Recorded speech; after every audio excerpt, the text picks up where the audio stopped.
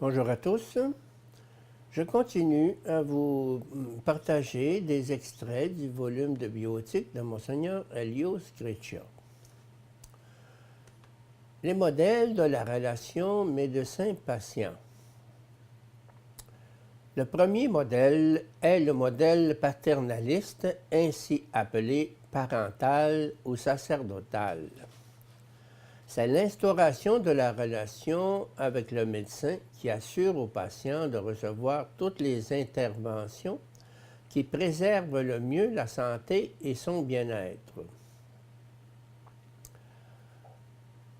En pratique, le médecin représente le tuteur du patient et ses choix prévalent sur l'autonomie même de ce dernier. Il est évident qu'un tel modèle ne peut valoir que dans des situations d'urgence. Le deuxième modèle décrit par ces auteurs est l'informatif, aussi appelé scientifique ou de l'usager. L'interaction avec le patient sert au médecin à lui fournir toutes les informations relatives au diagnostic, au traitement et aux risques de chacun d'eux. Les valeurs du médecin ainsi que ce qu'il pense des valeurs du patient ne comptent pas. L'autonomie du patient exerce donc un contrôle étroit du processus décisionnel du médecin. Dans ce modèle informatif, c'est le concept même d'autonomie qui ne tient pas du tout du point de vue philosophique.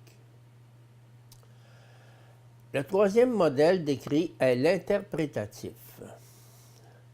La relation médecin-patient a pour rôle d'aider à réfléchir sur les valeurs et à donner un sens à ses propres choix.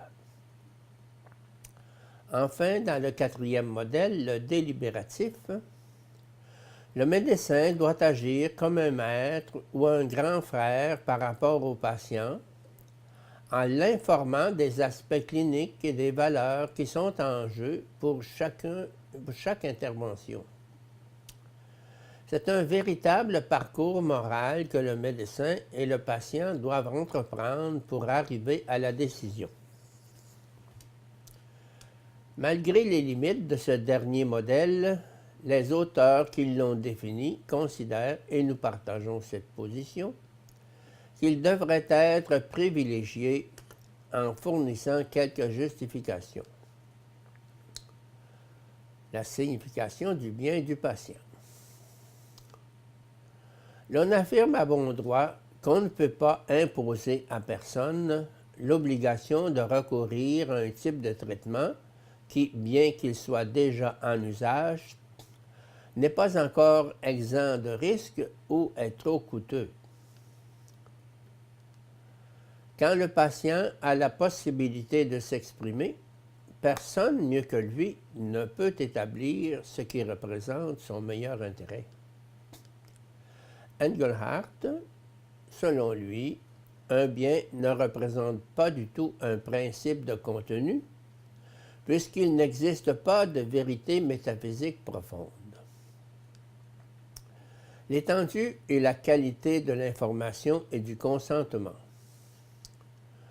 Du moment où s'instaure une relation médecin-patient, le patient accorde de façon implicite son consentement au médecin afin que ce dernier agisse au meilleur de sa compétence pour son bien. Les parents ou les mandataires en général ne remplacent pas le patient. La vertu dans la relation médecin-patient. Aussi, à l'intérieur des vertus cardinales propres à tout homme responsable, que nous avons mentionnées plus haut, nous pouvons résumer brièvement le profil éthique du médecin.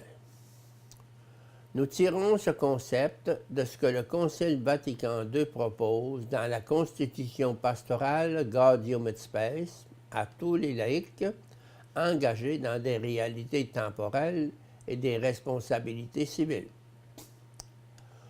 On peut donc facilement les énoncer ainsi. la compétence scientifico-professionnelle, la conscience des valeurs, la cohérence du comportement, la collaboration.